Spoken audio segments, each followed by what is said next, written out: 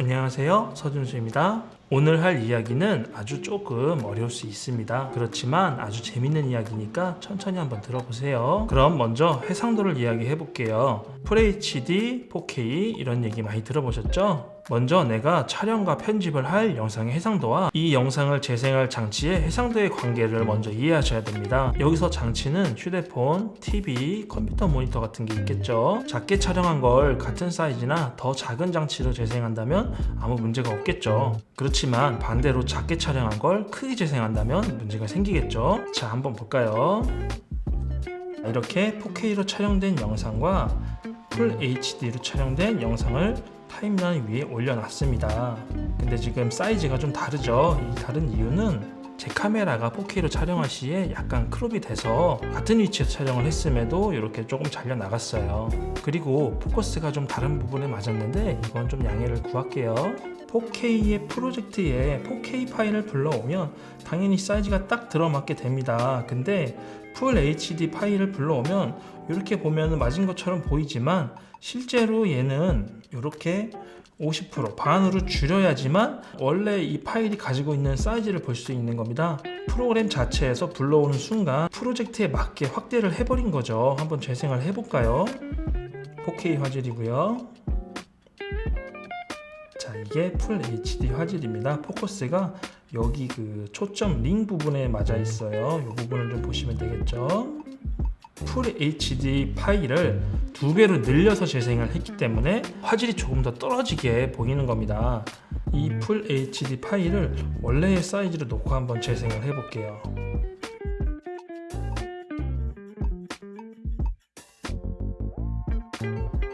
자, 그럼 반대로 FHD 화질의 프로젝트에서 4K 파일을 불러오면 어떻게 될까요? FHD 사이즈로 프로젝트를 한번 만들어 볼게요. FHD 1920에 1080 60프레임입니다. 자, 파일을 이쪽에서 복사를 해볼게요. 재생을 한번 해볼게요. 자, 이렇게 하면 최종적으로는 풀 HD 화질의 영상으로 출력이 될 겁니다. 그렇지만 장점이 있습니다. 이렇게 4K로 촬영된 영상을 확대를 한번 해볼게요. 100%를 확대해 볼게요. 그러면 200% 재생을 해볼까요? 4K로 촬영한 거고요.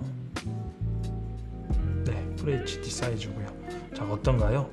이렇게 원본이 4K로 촬영이 되어 있으면 풀 HD 해상도에서 4K 파일을 200%까지 늘려도 화질에 문제가 없습니다. 그래서 화질 면에서 안전하게 보장받기 위해서는 고해상도로 촬영하는 게 유리합니다. 물론 단점도 있겠죠. 풀 HD 대비 4배의 면적을 촬영을 해야 되기 때문에 영상의 용량도 더 커질 것이고요. 편집하는데 그만큼 더 고사양의 장비가 필요하게 됩니다. 만약 내 재생 환경이 풀 HD로도 충분하다면 풀 HD로 촬영하셔도 충분합니다. 이미 4K, 8K 재생 환경이 많이 나와 있지만 미래에 더 좋은 재생 환경이 구축이 되어도 저희들이 만든 영상은 가치가 있을 겁니다. 우리가 과거에 비디오 테이프 같은 걸 보게 되면 화질면으로는 조금 불편한 게 있지만 그 나름대로의 맛이 또 있잖아요. 그런데 중요한 건 고화질을 저화질로 만드는 건 쉽지만 저화질을 고화질로 만드는 건 상당히 어렵습니다.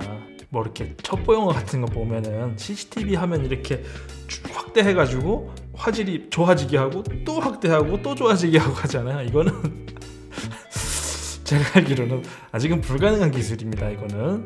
자, 다음은 프레임 레이트에 대해서 말씀을 드릴 건데요. 화면 보면서 한번 말씀드릴게요.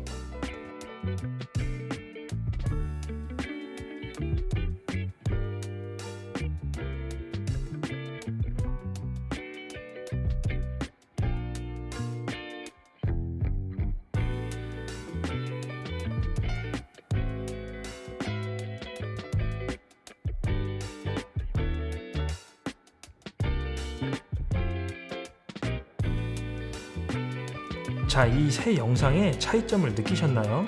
프레임 레이트를 간단히 요약하자면 1초에 사진을 몇 장을 보여줄 것이냐 이렇게 요약을 할 수 있어요. 어릴 때 아마 비슷한 놀이를 해보셨을 거예요. 이렇게 책에다가 책장마다 그림을 그려서 이렇게 후루루루 돌리면 이렇게 후루룩 돌리면 그림이 막 이렇게 막 막 움직이잖아요. 이게 프레임 레이트입니다. 결국은 1초에 몇 장을 넘겨서 보여줄 거냐 이 얘기입니다. 영화에서는 흔히 24프레임을 많이 사용합니다. 24프레임 특유의 잔상의 느낌이 있기 때문에 저희들은 이거를 시네마틱하다라고 표현하기도 합니다. 저는 아이들을 찍을 때 60프레임을 많이 사용하는 편이에요. 잔상이 거의 느껴지지 않기 때문에 마치 제 눈앞에서 실제로 놀고 있는 듯한 모습을 볼 수 있거든요. 사람의 눈이 120프레임까지 구별을 할 수 있다고 하는데요. 저는 잘 모르겠더라고요. 제 눈은 60프레임이 한계입니다. 그럼 여기서 의문점이 생길 수도 있어요. 그냥 24프레임으로 찍고 60프레임으로 뽑으면 되지 않을까 할 수 있는데요. 촬영 당시에 이미 카메라가 1초에 24장만 기록을 했기 때문에 60프레임 환경에서 출력을 해도 느낌이 다를 수밖에 없습니다. 최근에 몇몇 TV를 보면 이상한 옵션이 있는데요. 24프레임이나 30프레임으로 송출된 영상을 TV가 강제로 그냥 60프레임으로 만들어버리는 옵션이 있더라고요. 이건 TV 내 소프트웨어에서 24장을 강제로 그 사이사이에 이미지를 만들어서 그냥 끼워 넣는 겁니다. 근데 이 기술이 뭔가 신통하지가 않아서 이질감이 좀 생길 수밖에 없어요. 많이 이상하더라고요. 저희 집 TV가 싸구려라서 그런 건지. 영화를 볼 때 이게 이 영화가 맞았나 라는 생각이 들 정도로 이질감이 많이 느껴집니다. 그만큼 영상의 프레임은 상당히 중요하다고 볼 수 있습니다. 그럼 반대 이야기를 한번 해볼까요? 고속 프레임으로 촬영한 후에 24프레임으로 재생을 하면 어떻게 될까요? 자, 여기 4K 24프레임의 프로젝트 위에 제가 24프레임, 60프레임, 120프레임 3개의 클립을 올려놨습니다. 재생을 해볼게요.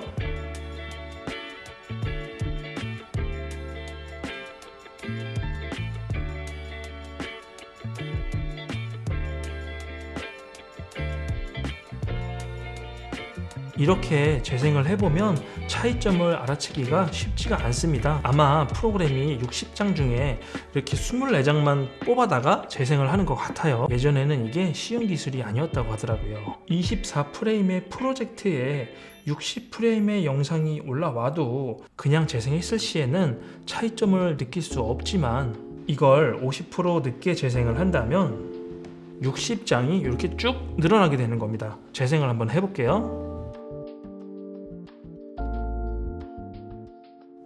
이게 슬로우 모션입니다. 자, 그럼 120프레임을 한번 늘려볼까요? 120프레임을 잡고 제가 슬로우를 25%까지 한번 걸어볼게요. 재생을 해볼게요. 자, 이런 식으로 초당 120장의 원본을 가지고 있기 때문에 이렇게 25%까지 속도를 늦춰도 화면이 끊기지가 않습니다. 자, 그럼 24프레임을 한번 늦춰볼까요? 24프레임을 잡아서 슬로우를 50%만 한번 걸어볼게요. 어떤 느낌인지.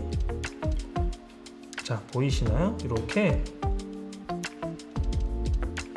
없는 파일을 강제로 늘렸기 때문에 뚝뚝뚝뚝 끊어지는 걸 볼 수 있어요. 지금 넘어가서 그런 거고 다시 한번 볼게요. 뚝뚝뚝뚝뚝 끊어지죠. 여기 팝컷에 보면 옵티컬 플로우라는 기능이 있어요. 이게 뭐냐면 아까 말씀드린 그 TV가 강제로 사이사이에 이미지를 만들어낸다고 했잖아요. 이것도 이런 기능이 있습니다. 자, 재생을 한번 해볼게요.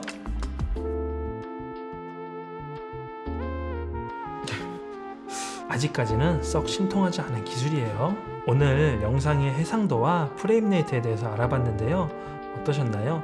이제 그냥 빨간 버튼만 눌러서 녹화하지 마시고 내가 어떤 영상을 만들지 의도해서 촬영하실 수 있겠죠. 오늘 이야기가 조금 어려울 수도 있겠지만 이해를 하시고 나면 전혀 어려울 건 없습니다. 역시 이해가 안 가시거나 조금 더 궁금한 사항이 있으시면 댓글이나 카톡 부탁드릴게요. 자, 그럼 다음에 또 유익한 자료 준비해서 다시 찾아뵙겠습니다. 안녕히 계세요.